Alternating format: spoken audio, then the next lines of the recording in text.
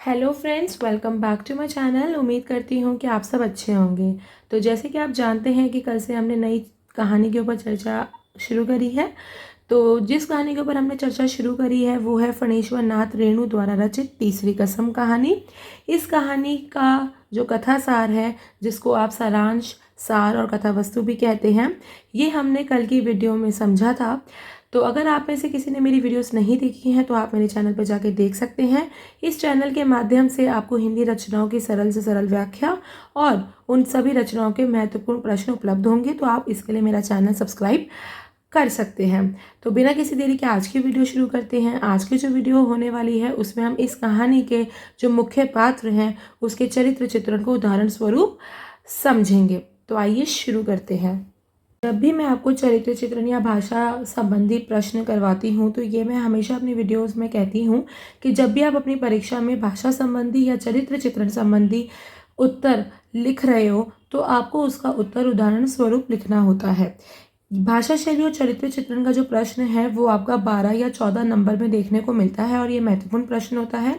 इसमें आप अपनी कहानी नहीं बना सकते हो। उदाहरण स्वरूप देने से मतलब ये है, तात्पर्य ये है कि आप अगर किसी भी पात्र की कोई विशेषता लिख रहे हो तो वो विशेषता का आपको प्रमाण देना होता है। और वो प्रमाण आप कैसे दे सकते हैं? विशेषता का उदाहरण देकर। आप जब उस रचना को पढ़ रहे हो और उस रचना को पढ़ते समय आपको पर्टिकुलर किसी पात्र की विशेषता उजागर हो रही है तो आपको वो उदाहरण लिखना होता है अपने उत्तर में, जिससे कि आपका उत्तर बेहद आकर्षक लगता है और बेहतरीन ढंग से तैयार कर सकते हो। तो आज की जो वीडियो होने वाली है उसमें भी हम ऐसे ही पढ़ेंगे। जो इस कहानी का जो मुख्य पात्र है उसका चरित्र चित्रण भी हम उदाहरण स्वरूप ही करेंगे। ठीक है, तो मैं आपको उदाहरण भी देती रहूँगी साथ के साथ, तो जिससे कि ये प्रश्न जब आपके आए परीक्षा में तो आप उदाहरण लिख सकते हैं। और मैं ये सलाह और देती हूँ बच्चों को कि जब आप उस रचना को पढ़ें तो आप अपने हाथ में एक पेंसिल ज़रूर रखें, जिससे कि पढ़ते समय आप अंडरलाइन कर सकें। ठीक है, उदाहरण के लिए कोई पॉइंट है या भाषा संबंधी कोई पॉइंट है तो आप उसको अंडरलाइन करिए। कहीं मुहावरा लिखा हुआ है या कहीं पर तत्सम शब्दों का प्रयोग किया गया है, जिससे कि आप अपने भाषा शैली के प्रश्न को भी अच्छे से तैयार कर सकते हैं। तो आइए फ्रेंड्स शुरू करते हैं। रेणु की कहानी तीसरी कसम में महत्वपूर्ण पात्र हीरामन का है।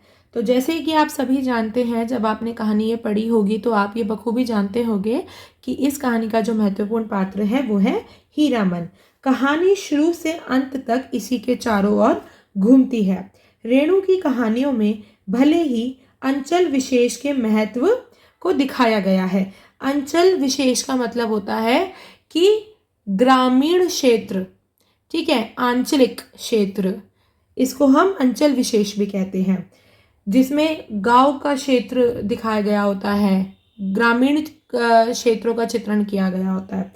तो रेणु की कहानियों में भले ही ग्रामीण क्षेत्रों के महत्व को दिखाया गया है, परंतु इनकी कहानियों के पास सामान्य व्यक्ति ही रहे हैं जो जीवन में अनेक उतार चढ़ाव देखते हैं। जरा सी खुशी से खुश व जरा से गम से दुखी हो जाते हैं। इनकी जो कहानियां हैं वो भले ही अंचल विशेष के महत्व को रखती हैं, लेकिन उसी के साथ साथ रेणु की कहानियों में एक सामान्य व्यक्ति भी हमें नजर आते हैं जो जीवन में बेहद उतार चढ़ाव से गुजरते हैं। और रेणु की जो कहानियां होती हैं उसमें जो पात्र होते हैं वो मुख्यतः गांव से ही लिए गए होते हैं। इसी कारण से इनके पात्र गरीब व अशिक्षित भी हैं, जिन्हें विधिवत शिक्षा तो प्राप्त नहीं हुई है परंतु लोक व्यवहार में कुशल हैं। तो जैसे कि हम जानते हैं कि ज़रूरी नहीं है कि जो व्यक्ति शिक्षित हो वो बहुत व्यवहारिक ज्ञान भी जानता हो, लेकिन जो व्यक्ति गरीब है, अशिक्षित है, ये पॉसिबल है कि वो व्यक्ति लोक व्यवहार में कुशल हो। यही कारण है कि इनके पात्र अनायास ही पाठक पर अपनी छाप छोड़ देते हैं। वो बेशक अशिक्षित होते हैं, गरीब होते हैं, लेकिन उनको लोक व्यवहार का व्यवहारिक ज्ञान जरूर होता है। तीसरी कसम का हीरामन भी एक ग्रामीण पात्र है जो गांव के जीवन में ही जीता है। वह फार बिसंगज गांव के आसपास के स्थानों पर बैलगाड़ी चलाने का काम करता है। रेणु ने उसके चारित्रिक विशेषताओं को अभिव्यक्त किया है, जो कि आज हम इस वीडियो में समझेंगे। तो हीरामन जो है वो इस कहानी का मुख्य पात्र है, और हीरामन जो है वो एक ग्रामीण पात्र है जो कि गांव के जीवन में ही जीता है। रेणु की जो कहानियां हैं उसमें हम ये देखते हैं कि ग्रामीण परिवेश होता है और जो पात्र होते हैं वो गांव से लिए गए होते हैं। इस वजह से वो गरीब भी होते हैं और अशिक्षित भी होते हैं, जिनको बेशक शिक्षा प्राप्त नहीं होती है, लेकिन वो अपने लोक ज्ञान से, लोक व्यवहार से बेहद कुशल होते हैं। तो आइए शुरू करते हैं। हीरामन की जो पहली विशेषता है वो है गाड़ीवान। हीरामन कहानी का मुख्य पात्र है। वह एक गाड़ीवान है, अर्थात बैलगाड़ी चलाता है, जिसमें सामान ढोने व मुसाफिरों को एक स्थान से दूसरे स्थान लाता ले जाता रहता है। तो ये उसकी पहली विशेषता है हीरामन की। दूसरी विशेषता जो हमें हीरामन में नजर आती है वो है उसकी चारित्रिक दृढ़ता।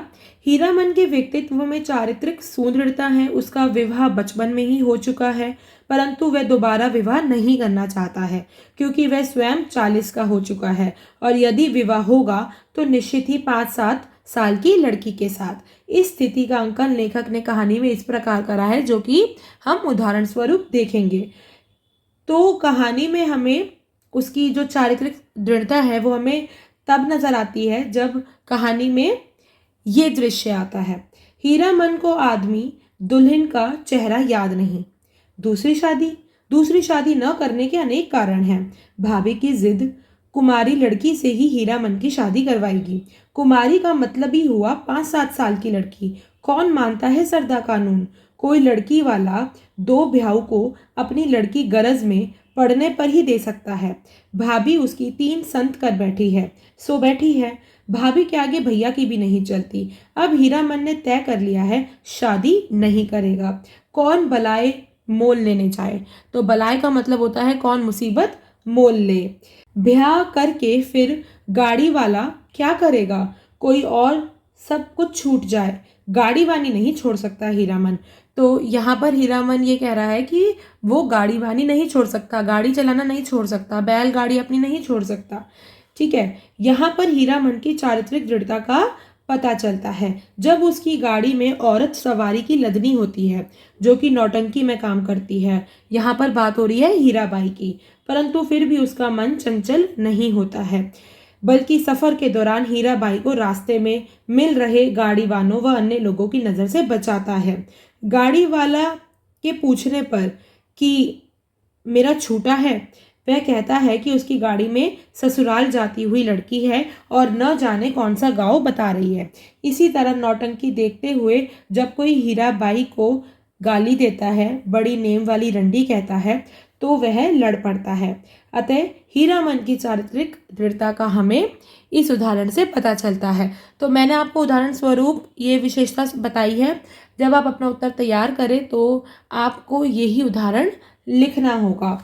तीसरी विशेषता जो हमें हीरामन में नजर आती है वो ये है कि वह बेहद भोला है। हीरामन गांव का युवक है, उसमें ग्रामीण परिवेश के प्रति श्रद्धा है। वह देखने में हट्टा कट्टा नौजवान है, पर उसमें अक्कड़ गुस्सा नहीं है। वह भोला है, इसलिए उसकी शादी होने पर भी, पत्नी की विदाई से पहले मृत्यु होने पर भी वह भावुक हो उठता है। दूसरी शादी नहीं करनी चाहिए। उसके भोलेपन का फायदा नौटंकी वाली हीराबाई भी उठाती है। ठीक है, चौथी विशेषता जो हमें हीरामन में नजर आती है वो है जानवरों के प्रति स्नेह भाव। हीरामन अपने बैलों का पूरा ध्यान रखता है। जब चोर बाजारी का माल पकड़ा जाता है तो उसे सबसे पहले अपने बैलों की चिंता होती है। यदि उसे जेल हो गई तो उसके बैलों की क्या स्थिति होगी? तो इसका भी अंदाजा हम उदाहरण स्वरूप लगा सकते हैं। तो आइए उदाहरण देखते हैं। हीरामन को जेल का डर नहीं, लेकिन उसके बैल न जाने कितने दिनों तक बिना चारा पानी के सरकारी फाटक में पड़े रहेंगे, भूखे प्यासे, फिर नीलाम हो जाएंगे। भैया और भौजी को वह मुंह दिखा सकेगा कभी? नीलाम की बोली उसके कानों के पास गूंज गई, 1 2 3। हीरामन को अपने से ज्यादा चिंता अपने बैलों की है। हीरामन अपने बैलों से बातचीत भी करता है। बैल भी उसकी बात को समझते हैं। चोर बाजारी का माल पकड़े जाने के उपरांत वह गाड़ी से बैलों को मुक्त कर देता है। बैल उसकी बात समझ जाते हैं और मन ही मन उसके 1 2 3 बोलने पर वह तीनों बैल भाग निकलते हैं। ऐसे ही जब वह हीराबाई को लेकर जा रहा होता है तो अपने बैलों को कहता है, आसीन कार्तिक का सूरज 2 बास दिन रहते ही कुम्हला जाता है। सूरज डूबने से पहले ही नननपुर पहुंचता है। हीरामन अपने बैलों को समझा रहा है, कदम खोलकर और कलेजा बांध कर चलो। अतः हीरामन को अपने बैलों की चिंता है और वह उनसे पशुवत व्यवहार न करके उन्हें संवेदनशील प्राणी मानता है। तो वो अपने बैलों से इतना प्रेम करता है, उसको जानवरों के प्रति इतना स्नेह भाव होता है कि वह अपने बैलों को या अन्य जानवरों को जानवर ना समझकर, ठीक है, पशुवत व्यवहार नहीं करता है, वह उनके साथ मानवीय संवेदना जोड़े रखता है। तो मैंने आपको जो उदाहरण बताया जानवरों के प्रति स्नेह भाव की विशेषता का, ये उदाहरण आप अपनी परीक्षा में लिख सकते हैं। ठीक है, मैं आपको बार बार यही चीज़ दोहराती रहती हूँ कि आपको उदाहरण लिखना होता है, आपको उदाहरण लिखना होता है। बिना उदाहरण के आप अपना उत्तर तैयार नहीं कर सकते हैं, क्योंकि प्रश्न जो आता है वो 12 या 14 नंबर का आता है। तो इस हिसाब से आप सभी जानते होंगे, आप इतने समझदार ज़रूर होंगे कि आपको पता होगा कि 12 या 14 नंबर के प्रश्न का उत्तर आपको 5 से 6 पेज का लिखना होता है। ठीक है, तो आप हर विशेषता का 1 या 2 उदाहरण देंगे तो आपका उत्तर बेहतरीन ढंग से तैयार होगा। तो अगली विशेषता हमें हीरामन में नजर आती है, वो है कि वह झगड़ालू किस्म का नहीं है। वह रास्ते में न जाने कैसे कैसे लोग उसको मिलते हैं जो उलझते हैं, पर वह सभ्य बना रहता है, किसी से बहस झगड़ा नहीं करता, अपना और अपनी सवारी का ध्यान रखता है। तो इससे हमें ये पता चलता है कि वह झगड़ालू किस्म का नहीं है, वो फालतू में किसी से उलझना पसंद नहीं करता है। उसको अपने से, अपने बैलों से और अपनी सवारी से ही मतलब रहता है। जो चौथी विशेषता हमें नजर आती है हीरामन में, वो है कि वह बेहद ईमानदार है। वह अपनी मेहनत की खाता है, वह ईमानदारी से पैसा कमाना चाहता है। एक बार चोर बाजारी के माल से वह चोट खा चुका होता है, अतः वह अपनी मेहनत से कहीं अधिक धन प्राप्त करना नहीं चाहता है। वह अधिक धन का लालची नहीं होता है, वह केवल इतना चाहता है कि वह जिस काम में भी मेहनत कर रहा है उस काम में वह सफल रहे, उसकी मेहनत सफल रहे और अपनी मेहनत से अधिक वह धन प्राप्त करना नहीं चाहता है। ये बैल हमेशा उसका साथ देते हैं। उसने अपने बैलों को बाग गाड़ी में जोता, जिससे उसे 100 रुपये प्राप्त हुए।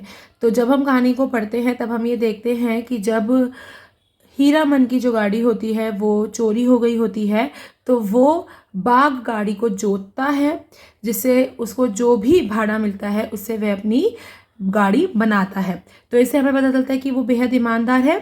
हीराबाई उसे खाने के लिए पैसा देती है, तो उस समय स्थिति जो है वो कुछ इस प्रकार होती है, जो कि अब हम उदाहरण में देखते हैं। क्या है पैसा? इस्सा। पैसा देकर हीरामन ने कभी फार बिसंगंज में कच्ची पक्की नहीं खाई। उसके गांव के इतने गाड़ीवान हैं, किस दिन के लिए वह छू नहीं सकता पैसा। उसने हीराबाई से कहा, बेकार, मैला बाजार में हुज्जत मत कीजिए, पैसा रखिए। हीरामन बिना मतलब किसी से भी पैसा लेना उचित नहीं समझता है। ये उसे दृढ़ स्वाभिमान का परिचायक है। तो यहाँ पर हम कह सकते हैं कि जो हीरामन है वो बेहद ईमानदार है, ठीक है, और वो पैसों का लालची नहीं है। हीरामन में जो हमें अगली विशेषता नजर आती है वह ये है कि वह एक अच्छा गायक है। उसे गाने का बहुत शौक होता है। उसके गीतों में लय, संगीत और आंचलिक शब्दों का सुंदर सामंजस्य मिलता है। आंचलिक शब्दों का मतलब मैंने आपको बताया था कि जैसे कि ये जो कहानी है रेणु द्वारा रचित, ये एक आंचलिक ग्रामीण क्षेत्र की कहानी है। तो यहाँ पर जो हीरामन है, मुख्य पात्र इस कहानी का, वो आंचलिक शब्दों का प्रयोग करता हुआ हमें नजर आता है उसके गीतों में। तो आंचलिक शब्दों का मतलब होता है जो शब्द गाँव में प्रचलित है, जो बोलचाल में बोले जाते हैं, ठीक है, बोलचाल की भाषा, ठीक है, गाँव की। इसके गीत के बोल कुछ इस प्रकार है। तो अब हम उदाहरण देखते हैं। सजनवी बेटी हो गई हमारो सजनबा, अरे चिठिया हो तो सब कोई बाजे, चिठिया हो तो हाय कामना होए करवना। हीराबाई को जब वह गाड़ी में बिठाकर ले जाता है तब वह उसे भी गाकर एक गीत सुनाता है। सजन रे झूठ मती बोलो, खुदा के पास जाना है, नहीं हाथी नहीं घोड़ा नहीं गाड़ी, वहां पैदल ही जाना है सजन रे। हीराबाई के कहने पर वह अपनी बोली में महुआ घटवारिन की कहानी को गीत के माध्यम से सुनाता है। तो जब आप मेरी वीडियो देखेंगे जिसमें मैंने इस कहानी का कथासार, जिसको आप सार सारांश आदि भी कहते हैं, तो मैंने उसमें बहुत अच्छे से विस्तृत रूप से कथासार आप लोगों को समझाया है। अगर आप में से किसी ने नहीं देखी है तो आप मेरे चैनल पर जाके देख सकते हैं। तो जो हीरामन है वो हीराबाई को अपनी बोली में ही महुआ घटवारिन की कहानी को गीत के माध्यम से सुनाता है। तो मैंने जो कथासार आप लोगों को समझाया है उस वीडियो में, उसमें मैंने आपको महुआ घटवारिन की कहानी जो गीत के माध्यम से हीरामन सुनाता है हीराबाई को, वो कहानी भी मैंने आपको बताई है। तो अगली विशेषता हमें नजर आती है वो है आस्थावान। हीरामन भाग्य और ईश्वर पर विश्वास रखने वाला आस्थावान इंसान है। अतः उसके साथ जो कुछ घटता है वह उसके लिए न अपने को न किसी और को दोषी मानता है, वह भाग्य और ईश्वर पर टाल देता है।